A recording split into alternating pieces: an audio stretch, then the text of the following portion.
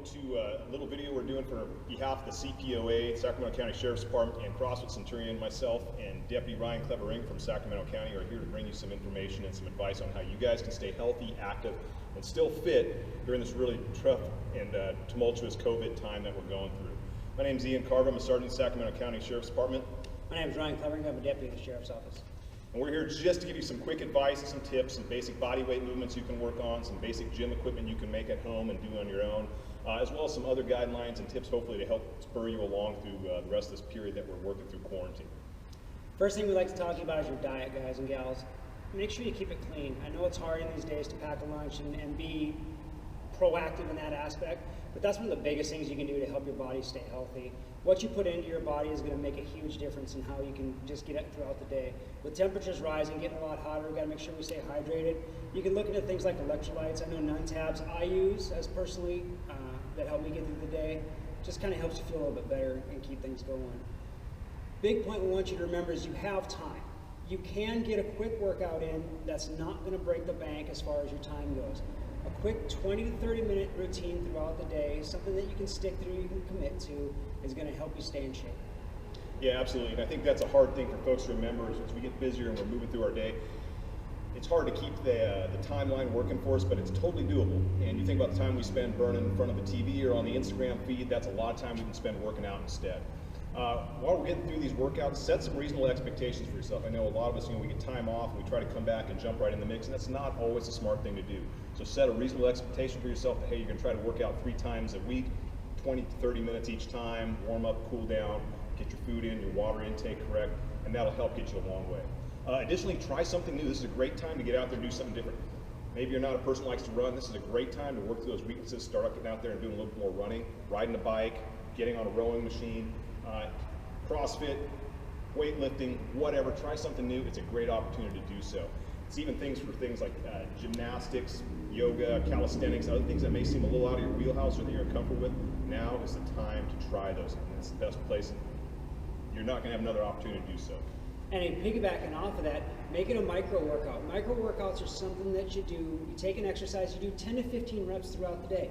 Hey, you're waiting on something to warm up in the microwave, drop down and give yourself 15 push-ups. You're waiting on you get a commercial break where you are taking a break, hey, bust out 15 to 20 burpees. Get your heart rate elevated just for a short amount of time throughout the day, and that'll give you progress that you're like, okay, that's something we can do. Some other workout ideas you can do is hit circuits or stations. You set a time frame, maybe you work 50 seconds on, 10 seconds off with 3 or 4 different exercises. Do that for 10, 15, 20 minutes. It's going to make a huge difference. And then finally, change how you do an exercise. If you normally do your push-ups in a standard position, break out some diamond push-ups, break out some wide push-ups. Change the way you do your exercise and see what kind of difference that can make for you.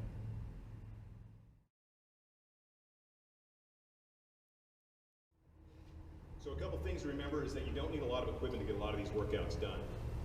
Some folks may have a small piece of equipment at home. Some folks may be able to go out and buy some. You might even hit up your gym and be able to borrow some. I know a lot of CrossFit gyms are loaning out equipment on a temporary basis, so that is an option.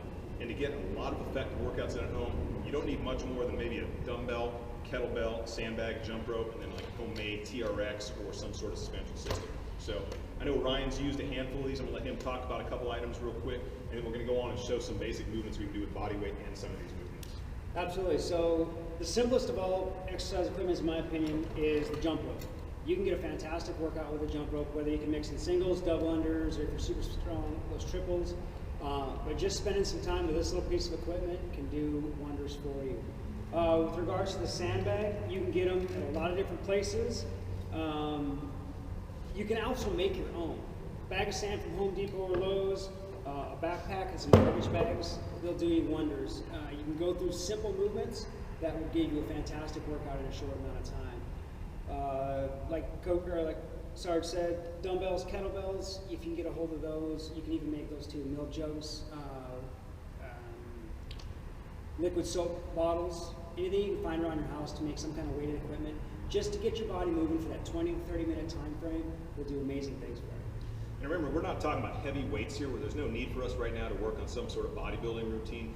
More so, this is to get the heart rate up, work on general physical activity, keep yourself working at a muscular endurance capacity. So weights don't have to be crazy heavy. You can use a 25 dumbbell or a 35-pound dumbbell, 35 or 45 or 55-pound kettlebell to your advantage. Sandbags can range anywhere from 25 pounds up to 80. We have some in this gym that are up to 100.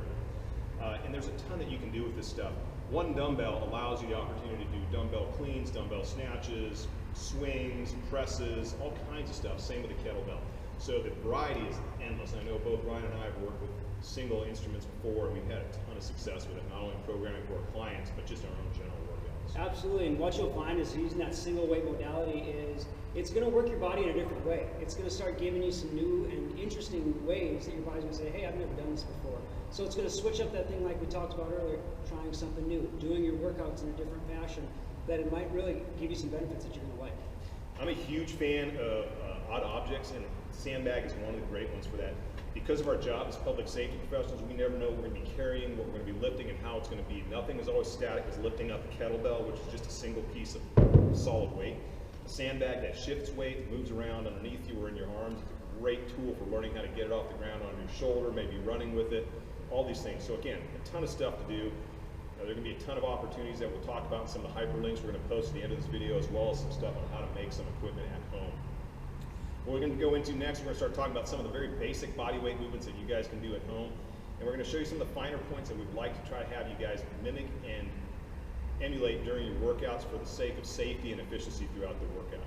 So we're going to move on to that next.